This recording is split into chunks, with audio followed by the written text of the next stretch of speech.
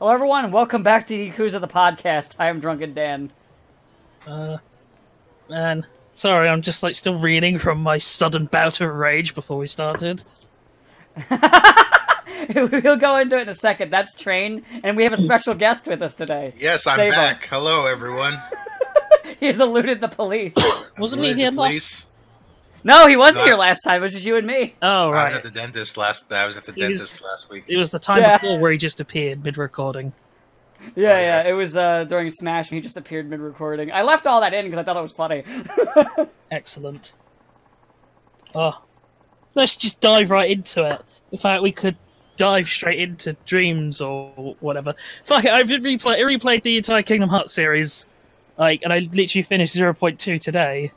So what you're saying is you're wondering if all of this is real or not.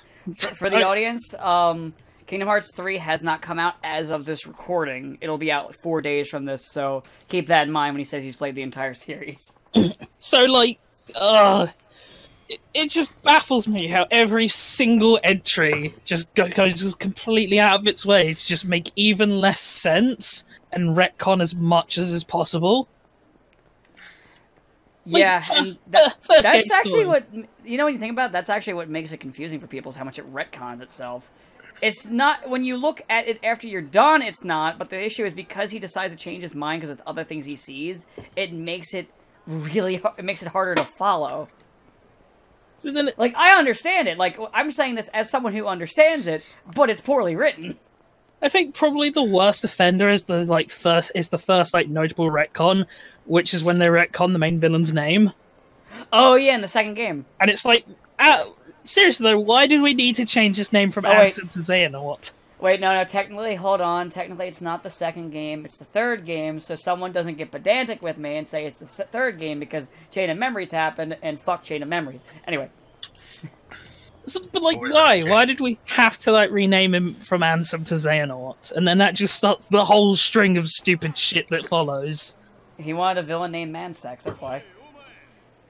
I mean, that's fine, but it still doesn't explain why he had to be Xehanort, though. It's like an acronym or something. Yeah, I know what it's. I know heart or another or some other stupid shit, but it just it means Mansex. I don't care what anybody says. And that's only the tip of the iceberg. Because then you come into the question of, so why didn't Mickey, Donald, or Goofy ever mention the whole Aqua Terra Ventus thing? Oh, that's simple, because he didn't think of it at the time. How did Mickey not recognize that guy who looked suspiciously like Terra hanging around with Ansem the Wise? Oh, that's simple. He didn't come up with those ideas yet. Technically, Mickey never really met Terra. Well, I thought that, but then, in one of the games, Mickey's we've been looking all over for Terra, and it's how have you been looking for someone if you don't know what they look like? To the point that you literally walk past. I mean, it's possible. It's just bizarre, though. It's possible that and there's also this guy named Terra too. You didn't actually meet him, but he's a good pal of theirs, so you should look for him too. So he just walks around going, "Are you Terra? No, okay." Maybe he instead he has a little picture, like a little burn up black and white picture of Terra, and he just walks up to people and goes, "Have you seen this man?"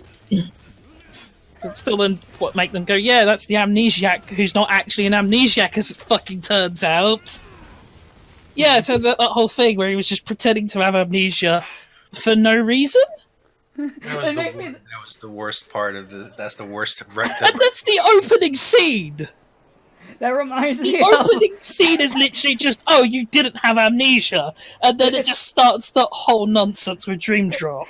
It's like a fucking really bad a fucking soap opera. It's like, I have the amnesia, and he's just turns around, the guy has an eye patch because they always have an eye patch.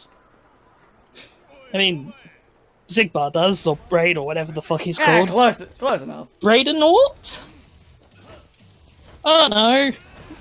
And then it's just oh, by the way, here's the young version of Xehanort who's learned to time travel from his Heartless, who came from the future, to tell the young version how to time travel, so he could travel through time to gather 12 different Xehanorts so they could all buttfuck Sora, is what I glean from the ending of Dream Drop. It's okay. But everyone is Xehanort. But then Raiden from Metal Gear Solid 2 showed up and saved the day. They managed to avoid drowning. To let her rip. And it's like, okay, and then but turns out Riku was in a dream just like Sora was, but he was in Sora's dreams. He was in even deeper dreams. So if he was in Sora's dreams, how is it they then go out the whole game saying, "Oh, but there's two different versions of this world"? Was Sora also dreaming about the world ends with you kids? Yeah, he's a big fan of the games. And he's always wondering himself, why is the main character such a little bitch?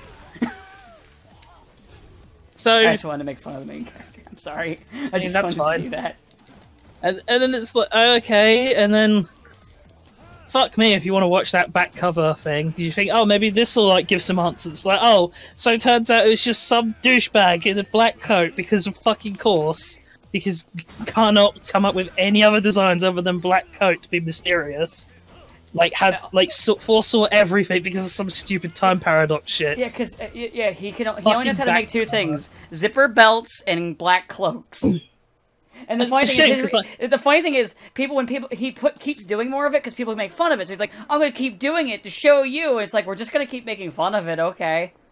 And then 0.2 is like, oh, by the way, you remember that scene at the end of the first game? That's not a joke, by the way. That's not a joke. He did say something along those lines. Like, oh, if you're making fun of it, I'm just going to put more on it. It's like, well, okay, cool. I'm going to keep making fun of it until you make Zip Beltor, a living belt zip with a zipper on it. Wasn't that just Lulu?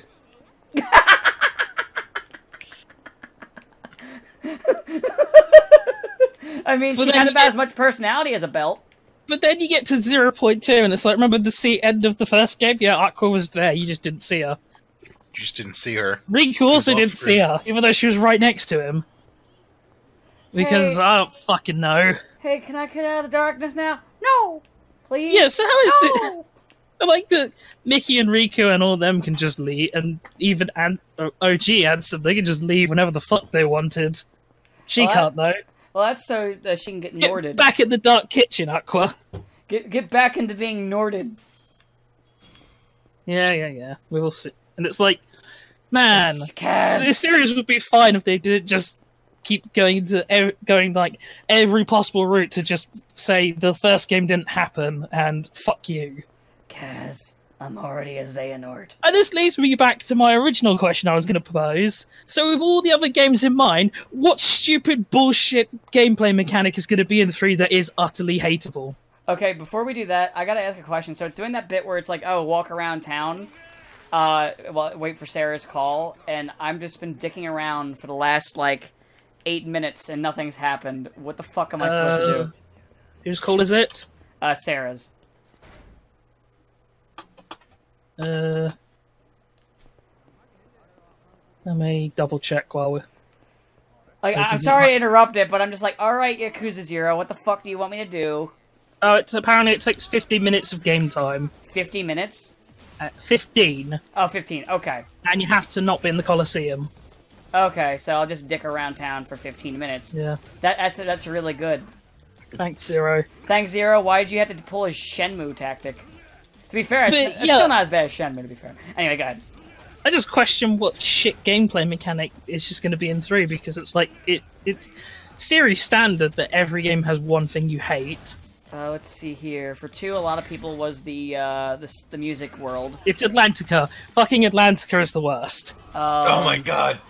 Let's see both here. versions, Kingdom Hearts 1 version just has slightly annoying controls, but yes, Atlantica. I'd argue that the worst part about Kingdom Hearts 1 is the gummy ship segments. I was gonna say the same thing, actually. They're the I hate them. I remember when they were... When 2 came out, and they're like, we're completely reworking the gummy ships, and I was like, oh, please make them be fun. And they were actually alright. So I was like, you know what? This is fine. I like this better. 2 has Atlantica. Birth by Sleep's stupid bullshit mechanic that nobody really likes is honestly probably like... it's the command board, obviously. Took me a second to remember it. The fucking Monopoly board thing. Ah, yes. That you have, that you only have to, that you have to play if you want to like progress in the arena Coliseum, obviously. So you have to play on every single board with all 3 characters, and even on like lowest settings, it still takes too long. And then 358 over 2 days is obnoxious gameplay mechanic was the game. I just want to do this. I was gonna say, what obnoxious gameplay mechanic. You know, I was gonna make a joke about the fucking rhythm game that they had in Birth by Sleep just for shits. But you the ice cream one. But you already I hate that game. You already went for the jugular vein about an entire game being a pile of shit. So now all the steam's just gone. I mean, you ain't wrong. That game's so bad. When they released a collection pack, they just turned it into a movie. And it only improved it. You're right. And it. Man, it's funny. Some games are just made better when you just get rid of all of the gameplay. Chain of Memories. Except Shenmue, it has nothing. Chain of Memories is also another one where its gameplay is just a bad gimmick in of itself. Okay, so I'm not a fan of card battle systems overall, but I think it's more of just bad card battle systems. Because, like, I like, for example, Bot and Kato's. I've never played the second one. I'm talking about the first one. I know the second one a lot of people say isn't very good, but I've never played it, so I can't really judge it. I like that. I like SNK versus Capcom card battles, but like, I remember trying the Kingdom Hearts one, and it just annoyed me. There was just something about the way the cards worked that just pissed me the fuck off. It's just really fucking tedious and stupid, and it's like. And that came out, and I think that was actually done like that because that for a while, like when that game came out, it was really popular to make card-based battle systems. Like, that was the it thing right then and there. So I think Nomura was just like, oh, hold on. Card battles. It's also just meant they could get away with reducing a lot of the elements that were that needed to be reduced for the GBA. Yeah. But I think so I can understand why it's there, I just still don't like it. I still think a lot of it was to chase the whole trend, though. And then Dream Drop's stupid mechanic is... Well, honestly, it's either the drop... you have a choice. It's the drop mechanic itself, or it's having to raise the spirits. I haven't played that one, so I can't really talk about it. Because some genius thought it's a good idea that some abilities are hard locked onto spirits, so you only get access to them if you've got them in your party. Of course. Which means that if you have like spirits who have decent abilities, but you want to train up better ones, you're gonna have to intentionally gimp yourself. You think Nomura saw Persona and was like, wait, but what if I had that? Probably. I think it was more like Pokemon. It's like half and half. Yeah, it's a bit of both. It's just things, at least. And then I guess elements of like the sphere grid for leveling them from FF10. Oh, of course, that's just what we need, the spear grid. Okay, so okay, to be fair, though, the character development isn't bad, like the spear grid thing. There's a lot you can do with it. It's just, a lot of times games make it kind of a mess. Yeah. Because, like, what was it, Path of Exiles uses that kind of system, and it works really well. There's kind of, like, a grid... Well, nah, it's a bit different in Yakuza. But it has a grid, but it's a little different. But, like, yeah, there's a number of games that have used that same kind of level-up system and done fine. So I don't really have a problem with it, a spear grid sort of thing. And I guess 0.2 doesn't have any, like, bullshit gameplay mechanics. But then it's just a tech demo. Look how shiny the next game will be. It basically look how beautiful Kingdom Hearts 3 is going to be in a couple years. It's literally just a game about Aqua having fucking Samurai Jack hallucinations. Just wandering around all these places being harshly reminded of, no, but you failed though. You know, all those worlds you tried to protect, well, they're fucking dead. 50 years have passed, and still I do not age, said Aqua. Why are we here? Just to suffer. There was someone that they did. I had to find the video again. There was a video where it was all in text-to-speech, and they had Aqua doing the fucking Samurai Jack thing. It was really good. I do like the part where she also wants Mickey to go step on a Lego, because, you know, leaving her there. I mean, he just kind of, he's like, oh, there you are, we're wondering where you went to. And then like, well, bye.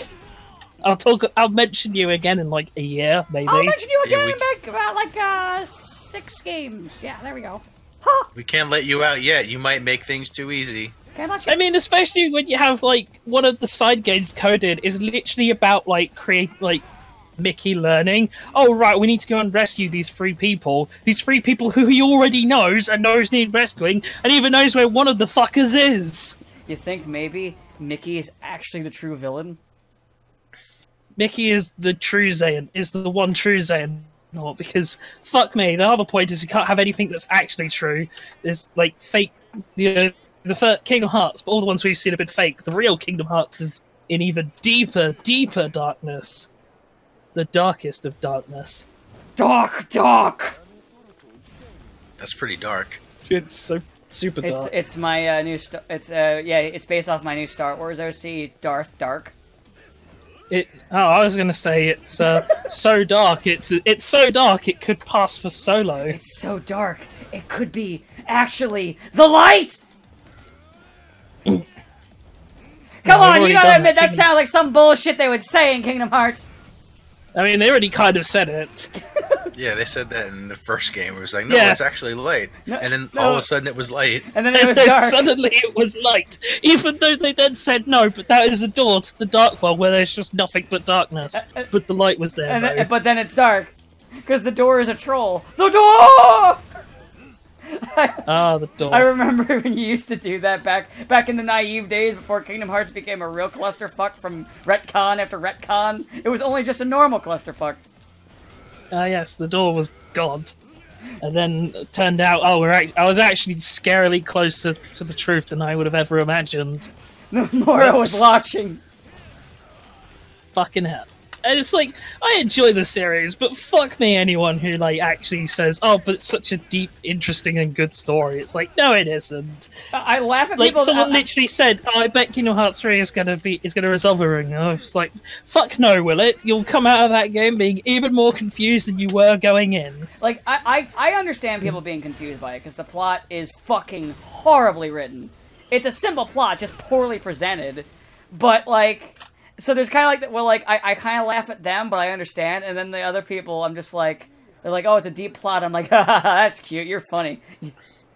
You're adorable. I think Xehanort needs to have more of a sense of humor. He needs to be like, hello, Sora, I'd like to introduce you to me, and me. Also girl me. It's too late. Actually, there might be two girl me's now. That's true.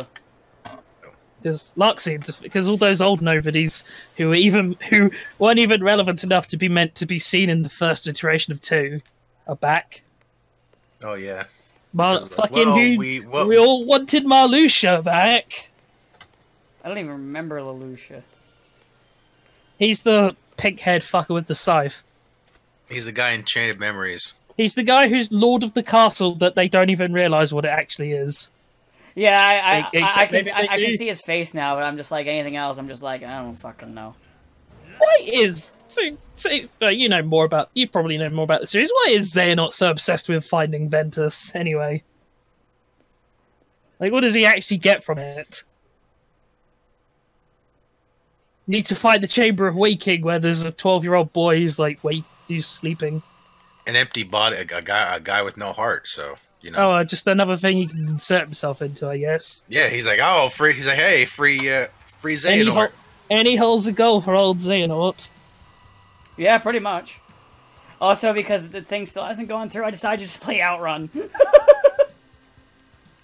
I'm just playing Outrun right now because I still haven't gotten the fucking pager from Sarah. I was walking around beating people, then I eventually just got bored of beating people up, so now I'm just playing an old fucking racing game. This really is the Shenmue experience now. Okay, go ahead. I'm done ranting because I get annoyed at the fact that they still haven't fucking had the guy call me yet. Oh, a friend of mine says he's gonna literally just posted to say he's gonna go and see Dragon Ball Super Broly. I heard it's really good. And keep you posted on the goodness. I imagine it'll be like most things Dragon Ball, in that how good it is quantified by, well, it was good for being Dragon Ball. I heard Broly actually has a character this time around, which is good. Apparently, if you go to the Grand Cabaret, that might trigger it. Oh, okay, I'll go over the Grand Cabaret after I lose an Outrun. Broly has a character that's not just roar. Yeah, apparently, yeah, they don't make him just that. In fact, he doesn't even get like that until he does transform, and it only transforms from what I heard. when his father is killed. And actually, initially, his grudge is just with Vegeta, and he actually loves his dad. I mean... Does he hate Goku, though? Doesn't really care about Goku. For crying. He probably should hate... I'm surprised more people don't hate Goku, honestly. Yeah, that's fair. Everybody hates Goku. But, I mean, in the... Actually, I did see an interesting, like, picture someone put where, like, they did that screen cap of, like, Ultra Instinct Goku saying, "I'll never forgive anyone who hurts my friends," and then showed a picture of Team Universe 7 and just put arrows pointing to all of the people who had hurt his friends in the past that are on his team. Yeah. Which is all but 2 of them. Like, hurt my friends permanently. I'm gonna guess the 2 are Gohan and Krillin. Yes. Oh, and I guess Roshi, so 3. But, like, so that's still 17, 18, Majin Buu, Piccolo, Vegeta. He never forgives. Except when he does forgive. Oh, and Frieza.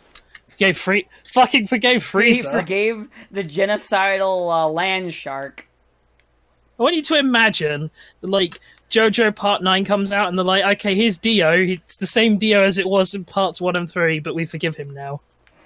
Yes, it is I, the Dio. I am now a part of the JoJos. I am the true JoJo. Let's get them together, I'll change JoJo. my name to Geo.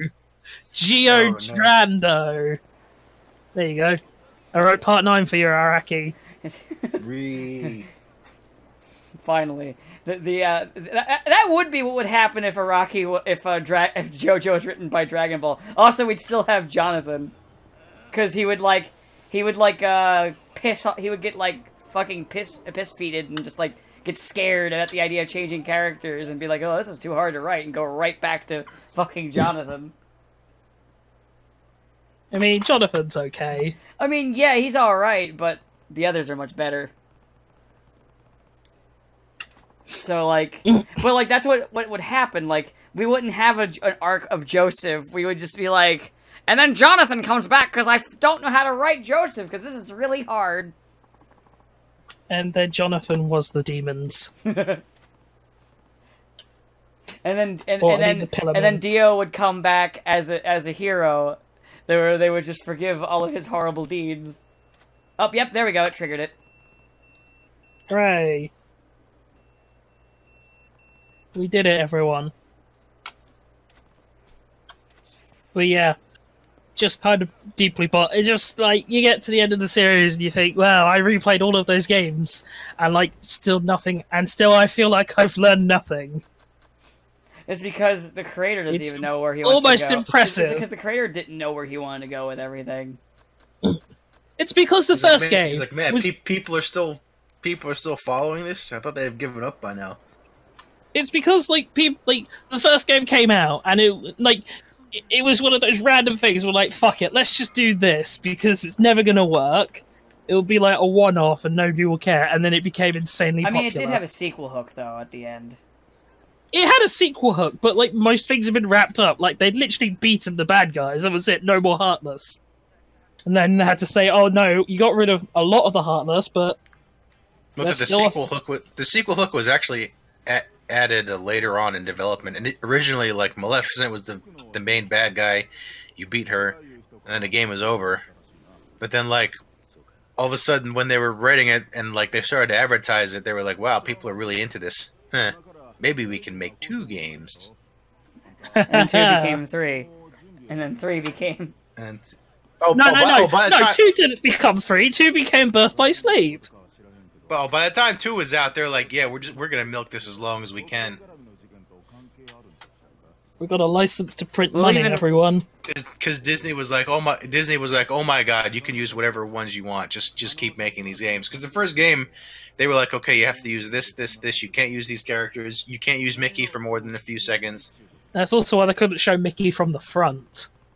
Yeah, no, they showed him for the front, but only for a few seconds. Like, he's in shadow until literally one shot where he turns around. You see it's Mickey. Though, they eased up and allowed Mickey to show up more. So not only could he forget to tell people shit, but he could also say his best line, "They'll pay for this." Ah, yes. When they fucking had the balls to say, "Yeah, Goofy's dead." Even when I played it, I was just like, "No, he's not." No one believes that shit. If I was like really young, I might have been like, "Oh no, Goofy's dead." But I was like in high school, and I was like, "Bullshit." It is hilarious though how like basically all of the Disney villains technically get get cleaner deaths than they do in their own movies. Like, look at Clayton. You remember how he dies in Tarzan? Fucking vines. Yeah, he gets his fucking neck snapped. It's like, no, he just gets hit in the face with a key and then he evaporates. I guess Frollo in Dream Drop still dies the same way in that he plunges to hell. Yeah, or pretty much. Metaphorical hell, I guess. I guess Oogie Boogie's death is more or less the same. Like, both times. The Oogie Boogie Man! It's just less graphic. Like, they don't quite show her being impaled by a broken mast. Oh, yeah. She doesn't get Cthulhu'd. No. She just gets keybladed. But she did survive the first time. Yeah, somehow. How am I still alive? Seriously, what is this bullshit? I mean, I never saw the direct-to-video's Little Mermaid sequel, so I don't know if she was alive in that. I think it was... No, she wasn't. It was her sister. It was Ah. It was her sister who's just like her, only not as fat. Wasn't she emaciated and like she looked kind of like Yzma from Emperor's New Groove? Except yeah, kind of. And she had this except she had the exact same voice as the original Ursula. So and because of what it was and everything, of course, it wasn't as fun as Yzma, who is fucking hilarious. I mean, that's because Emperor's New Groove is an underrated movie. Much like Lilo and Stitch is underrated, even though everyone likes it. Like, people say Tarzan was the death of the Disney Renaissance, but I would argue New Groove and Lilo and Stitch were really solid entries. No, they were both really good. Tarzan wasn't very good. The problem is they went crazy. After it was good, they went crazy with Stitch. Like, we must milk this character. Oh, yeah. Don't forget, there's also a Lilo and Stitch anime. It's not a joke. No, it's Stitch and not Lilo because the Japanese don't like Hawaiians apparently. I mean, or they find I wonder why they don't like Hawaiians. Not like I can't think of any possible reason as to why they might be touchy about Hawaii. I got nothing. I thought about it, and I got no idea. No, that did. Oh wait, I got it. It was Pearl. Oh right, Pearl Harbor. I remember Pearl Harbor. It was Pearl Harbor. Doesn't ring a bell. It's that place where Pearl Harbor sounds like a fucking Spyro level, though. You're not wrong. I mean, to be fair, I was already going far by pretending like I don't know what the fuck Pearl Harbor is, so I can't even judge you. It sounds like the level of any platformer. Yeah. Like Donkey Kong's newest level, Pearl Harbor. It's like. Yeah, it's called. No. That's a lot. That's a lot of work for Donkey Kong Country games, especially if it's a rare one. It'll be called Pearl Harbor, but there won't be actually any pearls. Oh, because that's my favorite thing about Donkey Kong Country games is that all of its fucking copy pasted assets, they'll give it like a unique name, and then you go there and it's like, why did you call it this? Like, you don't have this in there. Why did you call it that? Well, fuck you. It sounded cool. Oh, right. Disney announced the Lilo and Stitch live-action remake. Of course they did. You know what's funny? Literally, like, a couple days ago, me and a coworker were, like, because he knows I don't like them. He's like, what will you do when they make the, Lilo and Stitch live-action? And I was like, I'll be annoyed, but I won't watch it. I mean, it'll probably inevitably happen. Lo and behold, from recording this, literally a day later, hey, they announced Lilo and Stitch live action. Fucking kidding me? Life is. Yeah, they're just running out of things to make. Well, I'm sure there's some more like public domain properties they could market. They can use and market, and then stamp down on anyone who wants to use the public domain because it's. I can't wait for them. I can't wait for them to make the live action Emperor's New Groove and pick the worst comedian they can find to voice the fucking Jimmy Kimmel. That's a strong contender for the worst they could find. That's a pretty good one. I wish you could see my face. I wish you could see my face right now. I remember I almost shut off Jurassic World when he popped up and he didn't get eaten by a dinosaur. But I'm glad I didn't, because Jurassic World is a terrible movie, but it's great. Yeah, it's one of those. And then a sequel came out, and I didn't watch it. You know, I'll never understand though why that lead scientist lady wasn't arrested for endangering the park, because she didn't stop it when she could have. She could have warned. There's lots of things. There's lots of things that don't make sense in that. Oh yeah, charm. It's just funny. It's like when Vincent D'Onofrio is like, you know what? I know I just saw these raptors try and kill you, but how? Okay, listen. How about raptors in Afghanistan? And it's like, that is literally the dumbest idea I've ever heard. And then he's like, no, but you see, I got the great idea from this place called Umbrella Corp, where they're just making zombies and then dropping them in the war zones. Now, it was probably the Dino Crisis people. No. They were piggybacking off of both of their research. Umbrella's methodology is, well, fuck it, we'll just make the zombie plague, and then we'll figure out how to. That was actually their thing. They were making they were trying to make super soldiers. That was actually their thing. And then, like, I think it's in, like, 3, they have one thing where they say, oh, so here's how it could actually be used, where you infect POWs, and then send them back, and then they turn their entire camps into zombies. And it's like, oh, I guess that kind of makes sense, but... They sort of do that in Resident Evil 6 to, Wesker's son's platoon. Damn it, Wesker's son... No, he's the hero. Well, one of the heroes of that game. I mean, Resident Evil's story is a mess as well. It is a glorious mess. And it's like, man, maybe one day we'll get a long-running franchise that doesn't shoot itself in the foot. That's funny. From, like, the second entry onwards. That's funny. That'll never happen. And then it's like, oh, maybe some Terminator movies after Terminator 2 will be watchable. Oh, they're not. No, they're awful. It just keeps getting worse. My favorite fact about Terminator was that originally there was going to be a scene in the second movie where they explain how they keep their skin alive is by, like, eating, so he was just going to eat, like, a candy bar, like, with the wrapper and all. But they cut it out because they thought people would think it was too stupid. I mean... And then James Cameron, in his infinite wisdom of what he thinks people will think is stupid, made Avatar, and then made 4 more Avatar movies at the same time. To be fair, I'm pretty sure he only wanted to make one. You know, the funny thing is he's making all these at the same time, and by the time they come out, people are going to be like, what the fuck's an Avatar?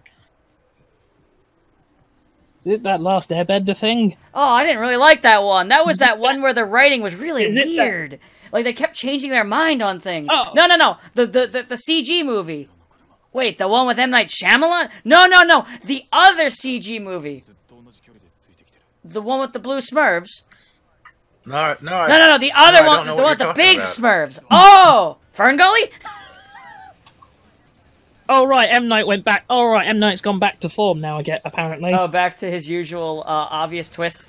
Yeah, people with, like, Split or whatever were, like, thinking, this is not bad. Maybe he's learned. Maybe he's not the fuckwit. And then apparently Glass is bad enough to the point where they're like, oh no, it was just another accident.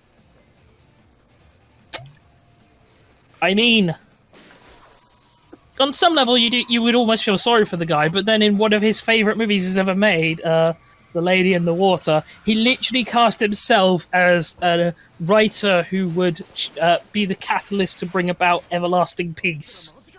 If no one... I mean, I've always known he is pretentious, but if you ever wanted a hint... I mean, it's like... Not even being subtle there, M. Night. M. Night doesn't know what subtlety is, and he never has. Let's be fucking real for a second. Even with his movies that people are considered good, none of them are subtle. People who say they're subtle are idiots. I mean, there's 2 movies that are good, but then they get, like, hindered by watching them and wondering, was this just an accident, though? And then you get to, like, things like Signs where people will debate me, and I'll say no, but Signs is garbage. Signs is garbage. Signs is so bad, the fucking scary movie parody of it is better. Not by much, but... And that's fucking a scary movie, for God's sake. I would rather watch that than watch Signs. Although to be fair, Mel Gibson could be a part of that. That's true. Where it's like, it's kind of one of those things where it's just very hard to look at that and not go, yeah. But I've heard those recordings of you. I've then also heard the little Karibo parody of those recordings of you. That's how old it was. That's how long ago it was. It still reminds me. Just think now, Little Karibo does actual voice acting outside of Abridged stuff. Isn't that kind of scary? Yeah. Wait, he does? Someone actually hired him? He's been in a couple of video games, too. He's been in Tales of Zest... Was it Team 4-Star? No. Did they hire him? I know he was in the Hell's dub. Okay. Which was a lot of Team 4-Star. I mean... he also was in Tales of Zestria. Then? Yeah, he was the one priest. As you remember that one priest you find, like, later on, who, they were smuggling that one thing, but it was, Is he the guy that you confessed to? You're thinking of Berseria. But no, it's not him. Oh, right. Sorry. Getting them mixed up. Well, good for him, Remember, I guess. Zestria is the one that was kind of meh. Berseria was the really good one. Yeah. Vesperia is the good one. Vesperia is the one that nobody really liked. But how was improved by Berseria in an anime. Ah, yes. Good job, Tails. And it's still better written than most Final Fantasy games, let's be real. That is true. Its biggest flaw... Was any Tales game horrifically written? I can't really think of any. Legendia, was that what it was called? It was that one on PS2? Oh, that one? That wasn't really badly written. That was just poorly... They just made a poor story choice of, like, having the main plot end halfway through the game and then, like, just go around having random adventures for the rest of that entire the game second was half. just bad. That Hey, let's take out the ability to play with multiple players. What? Why? No, does anybody actually do that? I do when people are over. Oh, right, you have people over. I forgot what that's like. I mean, I guess you also should bear in mind that, like, if it's the PS2 era, getting, like, Japanese games was a rarity. Yeah, but, like, Abyss came out too, and that was actually a good one, but I haven't played that one, unfortunately. Abyss is, like, one of the... Oh, well, you probably should, because it's I'll probably one of the better ones. I'm either going to get the 3DS copy, or I'll just get a PS2 copy and play it on the emulator. I was actually watching the Tales of Abyss anime the other day, and it's, like, pretty faithfully. I mean, I can also watch that, I guess. So. Well, yeah, but you should probably play the game. Yeah, I mean, yeah, Tales games are fun.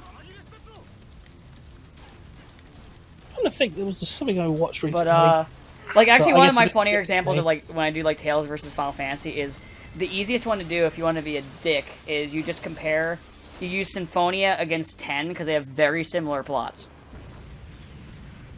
Except Symphonia does it better. Oh, it reminds me of another pet peeve that I've been mulling over the you know what I'm talking about, though, Sabo, when I say that, right? Like, the... I'm trying to actually... I assume because he means... Is there racism in 10? Yeah, there's... Yes, yeah, the Albeds, remember? Albed. Oh, right, yeah. It touches on literally every... They're almost... They're so similar in their story that it's actually kind of scary. Except Symphonia does it better. Yeah, better and at least when the character's racist and has one of the things that they're racist to standing next to them, they know what it is. Where, like, Wakka's standing right next to Rika with her weird spiral eyes, and Yuna with her one spiral eye, and can't put two and two together. Wakka is also a country They're all bumpkin. Idiots. Literally every character in 10 is a fucking moron. Kimari's not. Come on. He also doesn't speak. We don't know if he's stupid. All we know is Kimari is small, Ranzo. Also, how is Auron Auron stupid? literally knows everything that's going on and tells nobody anything so they can prepare for it. Oron is the biggest idiot of them all. They were prepared, but they became prepared after learning everything. Oron's logic was, if I told you about like the horrific sacrifice you'd have to make when we started out, then you'd have accepted it by the time we got here. But since you're only finding out about this now, you'll be horrified and convince everyone not to do it. That was his logic for why he didn't say anything. I think our reasoning is also, but if I told you, it wouldn't I wouldn't actually get people like Waka and Lulu and Yuna to suddenly go, man, Yevon's a fuckwit. Except, whereas if they got to the end and like, then Yunalesca explains to them that Yevon's a fuckwit, then it's a lot more. Then suddenly, they'll believe. They'll believe this person. That's not me. Their trusted friend. I mean, he is also a ghost. Yeah, which doesn't come up until later. It's okay because Titus is a dream, though he should just be a fucking unsent. Seriously, that was the stupidest goddamn thing. Well, it doesn't matter. Either way, he's gone. No, he did, and there was even an official third entry, and also a manga, and it just gets worse. No, he's gone. It should have ended like that, let's be real. But that's not what happened. Although I'd like to point... Oh, go ahead. No, you go. I was going to go on a different... I was going to say, before you forget about the whole like traveling around with Albed and not realizing it, you do walk around with 2 half-elves for most of Symphonia, and like they're just like, oh, we're elf-elves, we're not half-elves, and they're like, oh, okay. Yeah, but at least that's a bit more believable than the Spiral Eye. They at least like addressed it. I mean, when they find out, they're like, oh, we don't really care either way because we're not racist anyway. You should have just from the start, but you know. I'm racist against elves. But yeah, no, like No, they're not racist against elves. They're racist against half elves. Apparently not the party. Just, I mean, half the. I mean, I only hate the elf. Well, not even the party isn't though. They're just like, oh, well, you are okay. What? That's you cool. mean? Elves you mean we should could all have be just told you from the start? Yeah. Oh. Okay. So like they still handle it better. Like they just handle everything in that same kind of story better. Even the whole conspiracy thing with the fake religion crap. Like they handle all of it better. Also, Colette is better than Yuna as a character, just straight up. I'm pretty sure the only person who doesn't know that Yuna is an Albed, who is the racist. Waka. Yeah. Yeah, but that's because he's an idiot. Yeah, but like everyone's stupid. Like the whole plot works because everyone's a. That's because they actively conspired to keep it from him. And he doesn't notice that one of her eyes is literally the funniest part about 10 is that the plot only works because all of the characters are fucking stupid. Waka is face blind. Like face blind. Lloyd is supposed to be the dumb character in Symphonia. He's smarter than the entire cast of Final Fantasy X. Well, you didn't like Symphonia. I don't like it compared to some of the other ones. It's a good game. It's just I don't like it as much as other ones. It's not my least favorite one either. I think probably that one PS2 one is. It's just a lot lower on the list by proxy. It's one of those kind of things. And then like the other ones, I just like at varying degrees. Like Zestria is pretty low on there because it's just kind of boring. Because the issue, Zestria's issue is, and say because you played it, a lot of the characters don't really like bounce off each other really well until Edna shows up, and then pretty much Edna bounces off of everybody until Rose shows up, and then you at least have 2 characters who have funny interactions with the other characters. But it's only 2 characters that are doing this, so it kind of yeah. Everyone else is I'm very serious, and so, I like everyone. So Vesperia, I'm still really early in it, but I already love the cast. Berseria, just from the start, you have a lot of really fun bouncing off of each other. Exilia is really good at that too. Like all the other ones are really good at that. Zestria is just really kind of. Vesperia is good because of Yuri. Basically, he's not your typical Tails lead. Because I'm a nice guy and I want to help everybody. You know, he's like, oh yeah, okay. He's like this jaded, grumpy guy.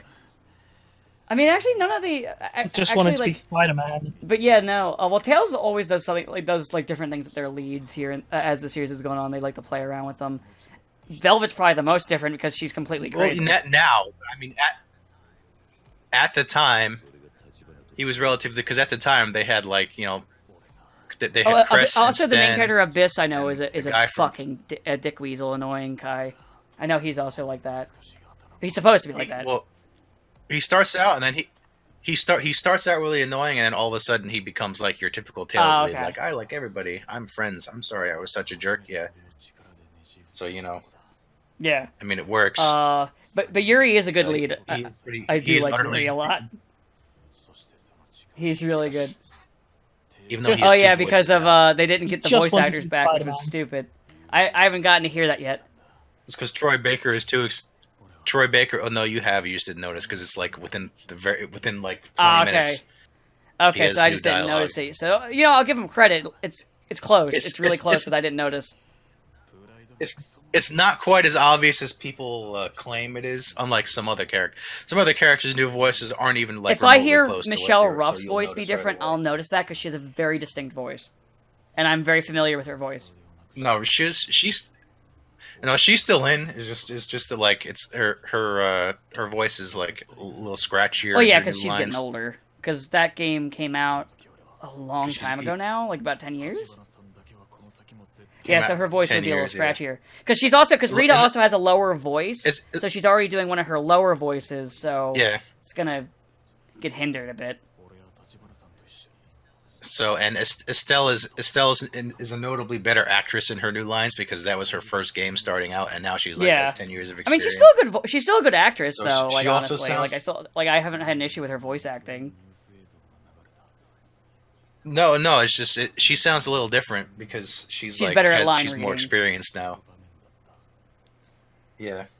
But yeah, I'm still really early in. I've gotten Estelle, Rita, Carol, and obviously Yuri, and the dog. And Repeat, best dog. boy. Repeat. Best boy, Repeat. The dog.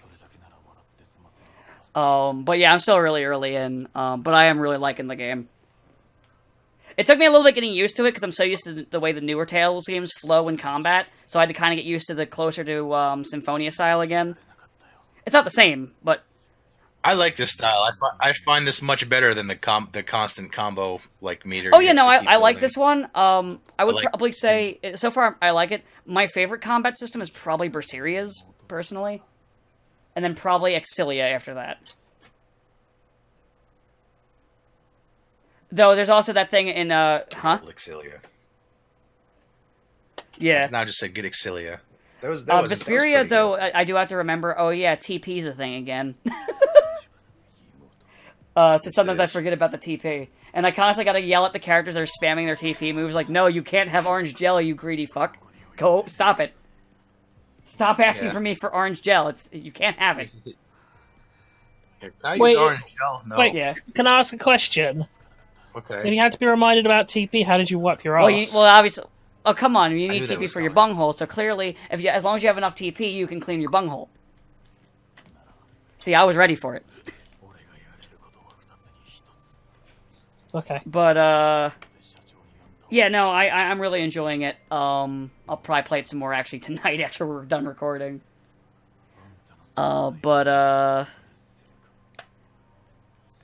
I have nothing to play till tomorrow now. I'm free. I'm free from the obligations, Tetsun, of Nomura's fucking insane ramblings. Until next week.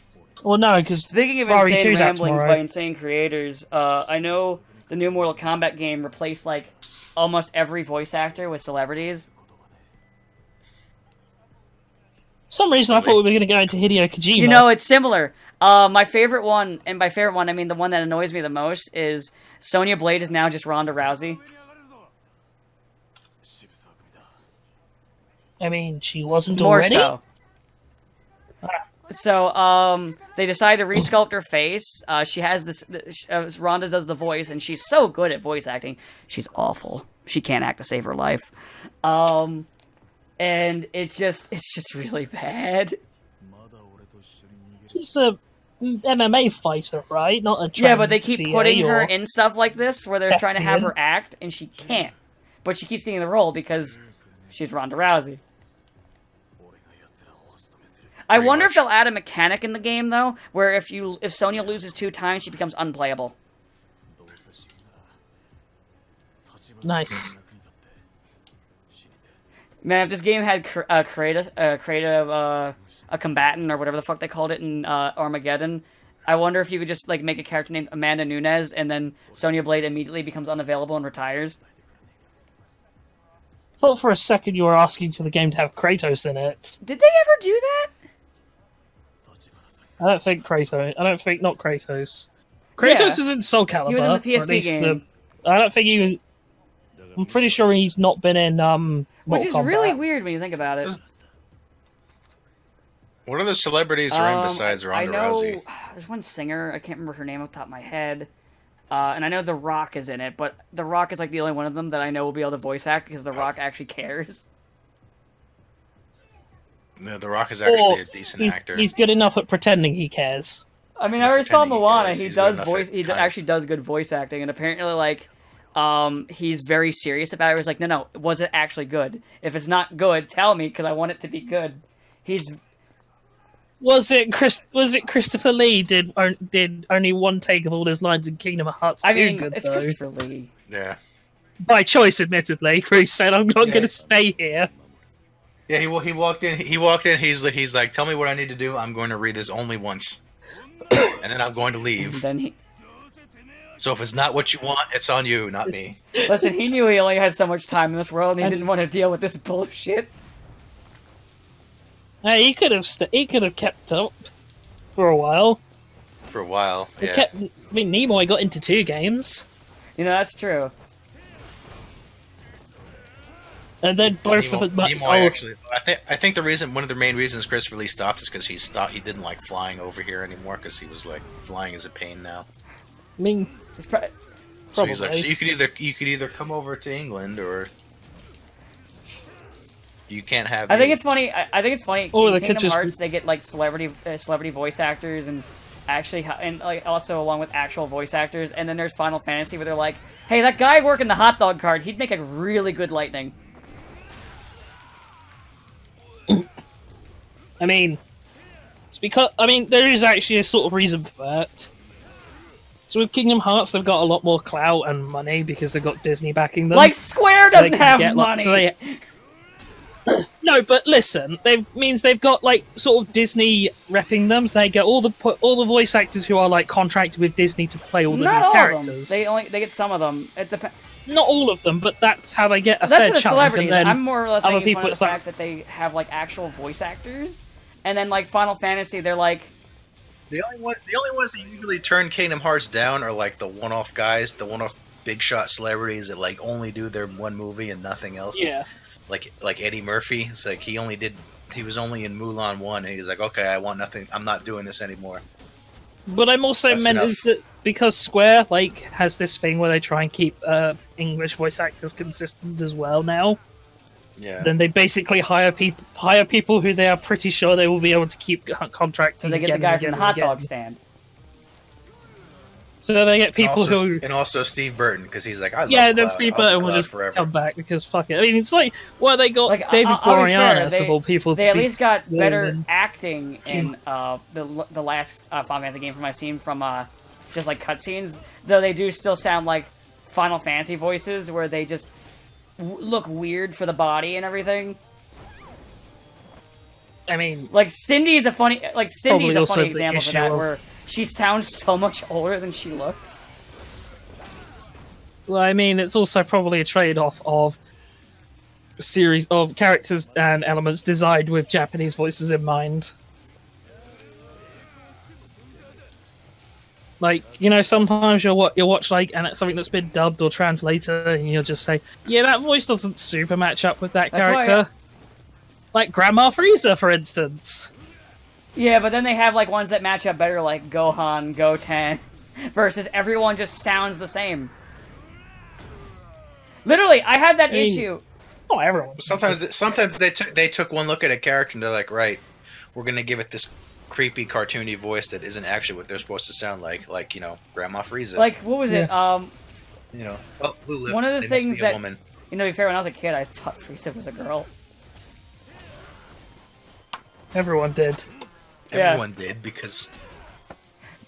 Grandma Frieza. Yeah.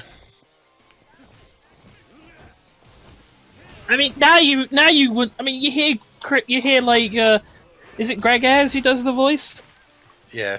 You hear Greg Ayres' Frieza, you don't think, man, it's a woman. You just think, oh, he's gay. I mean, that's okay. That's fine. Actually, the first time I heard it, for a second there, I thought it was Daggett's voice actor for like a split second. But I mean, you thought it was Richard Horvitz? I did. You thought it was Zim? For the first time I heard it in Raging Blast 2, and I was like, Daggett? Is that you? I mean, Invader Zim being Frieza would be freaking hilarious, but, you know. Not as funny as Brian Drummond being Copy Vegeta. That was fucking amazing! Thanks for moving to America, Brian Drummond. No one cares about any of the other roles you've done, though. That's no, true. just original Frieza. Actually, that's a good example of picking based off of what the character was like at the time. Because, like, that voice where he's like where he sounds like a sniveling little shit works perfectly for, like, early Vegeta. But then later on, it's like, wait. I mean, it's the problem of... It's also the problem of, like, Vegeta's Japanese VA is, like, a lot higher pitched. Yeah.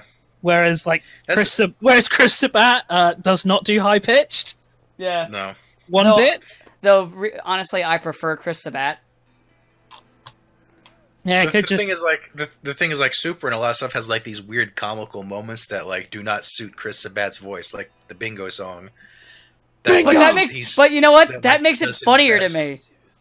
That makes it so much funnier, where he's like, Bingo! It's just actually funnier coming out of that voice. Where, like, the other one sounds more natural, so it's, like, semi-funny, but it's not as funny as, like, this, where it's like, he clearly isn't meant for this and doesn't want to do this. Oh, Sarah, did I tell you I finished Gridman? Yes, you did. Okay.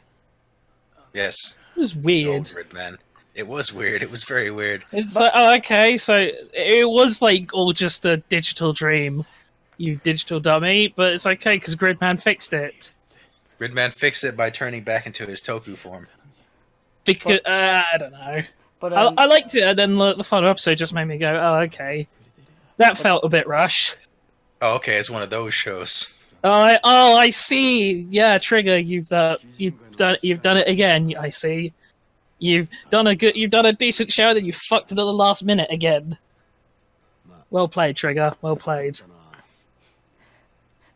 Yeah, I do. At least people cared about Gridman this time. I did overall like Gridman.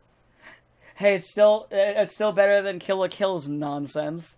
Where literally, like, it had like 20 some odd episodes. It had like 3 filler episodes, including a mini filler arc. The one where she doesn't put the suit back on, then she puts it on, then they break it just for her to put it back on again. And then they have her take the suit off again just to get captured, and then have the other suit and fight her sister again. So much filler, and the fight choreography is god-awful. I deleted most of that show from my memory, so I don't know what you're talking about. The fight choreography of that show is so fucking awful, too. There isn't a damn thing good in Kill la Kill. I mean, I doubt it's as bad as Star Wars The Last Jedi's fight choreography. Listen, we all can't have T-posing Leia flying through space. No, like, you know the whole throne room scene, right? Where they have the big, like, fight with those... No, it's bad. Anytime... Like, there's literally... See, here's the thing, Train. Anytime I get a chance to reference T-posing Leia, I'm a happy person. But, like, there's this scene where one of the guys has, like, lightsaber daggers or whatever, and he's about to stab Rey, and then one of his daggers just vanishes from his hand. Yep. Like, not drops it, not loses it, it just gets airbrushed out in editing. And it's like, wow, that's lazy. Yep, the fight choreography, everything about that movie is bad. But, objectively bad. But, like... I mean, like, we've talked and made fun of that enough. I just wanted to make fun of Kill la Kill and just everything about it being bad. Yeah. It'll never be enough. Not till Star Wars is well and truly dead. Then we will rest. That's never gonna happen. That's never gonna happen. I don't know. Like, Star Wars actually lost... Disney's like, we will protect our investment. Yeah, and they lost money on it this last year, so... Well, I lost a fair chunk of money on it, actually. Honestly, I think Now they're resorting to the standard way of prop something up in Disney, put it in theme parks. It was like actually the only thing Disney didn't make money on and lost money on because last that movie was so bad. If that movie... it wasn't just the movie, because it actually counted both movies and Battlefront 2. So, well, here's the thing. Here's the reason I attribute it. So, if that movie was okay, Han Solo still would have made money, even though it was piss. Because it's a Han Solo movie. You mean Ranger Solo? So, then, people still would have bought the toys. Even if they didn't like the Han Solo movie, they would have bought the fucking, Han Solo toys, because people like to suck Han Solo's dick. And that would have been like that, and people would have just looked at Battlefront and been like, whatever. It still would have made money, but because that movie was so god-awful, nothing else made money, because people didn't want to buy Star Wars stuff. There are still tons of Star Wars shit that, even after the holidays, is just sitting, at the store I go food shopping at. They still have the same shit, and it's been there for ages. Oh, yeah, TLJ and Solo merchandise is notoriously sold extremely poorly. I think I mentioned it in recording, but I remember when I was at a game shop when I was picking up something for my Switch. I went into their clearance aisle, and they had a couple of Star Wars figures in the Please Buy Me bin, and you know exactly which character it was. Was it? Basically any character, Rose or Holdo would be the standouts. It was Rose. Or it could be L3, the feminist robot that somehow ruins a starship now. Thanks, but now every time I see the Millennium Falcon, we know that L3 was there. Originally, when they had the Lego guys on it, they were going to make it more of a jokey movie, so it would have probably been at least fun. And then they were like, no, we want it to be dour. No, we want to guarantee this movie will be a failure. Even if it was a joke, they probably would have still been better off releasing it, and it probably would have still made money. But the fact they took the option of, no, we'll reshoot the entire movie, lens cap on, redo everything, with a lens cap on, and then then we'll recoup our losses. Suddenly this Star Wars investment's not looking so good. That's because they've put it into the wrong hands every time.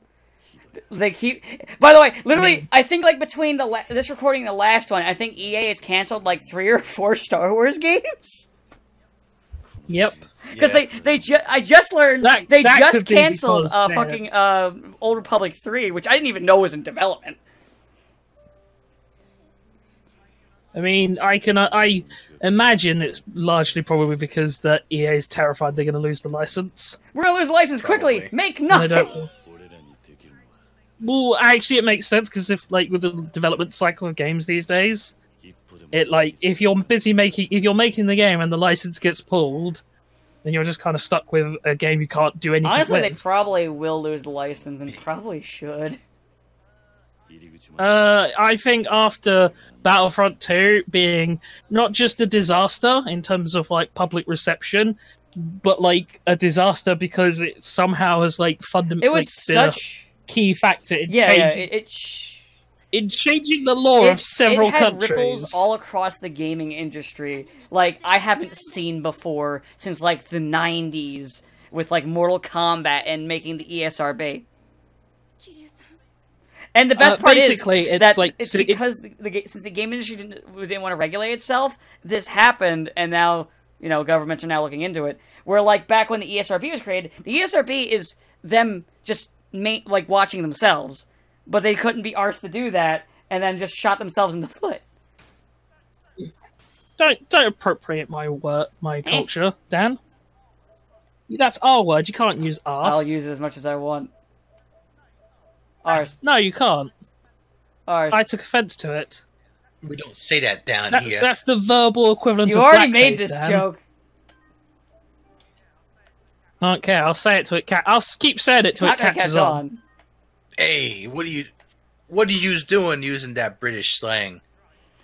He's right. I do find it funny when English people get upset by stuff like that because it's because Because I know some of them, not you. Some of them will be like, well, what if people made fun of America? I'm like, I already do that. That's like half of my media here. I mean, there's no point to make... That's half of the media in America. There's no point to making fun of America. Exactly. You do it yourselves. Look at what you've got as your president, for fuck's sake. Let's look at the crime statistics of some of your major cities, like Washington, D.C., the capital, and Chicago, and New York.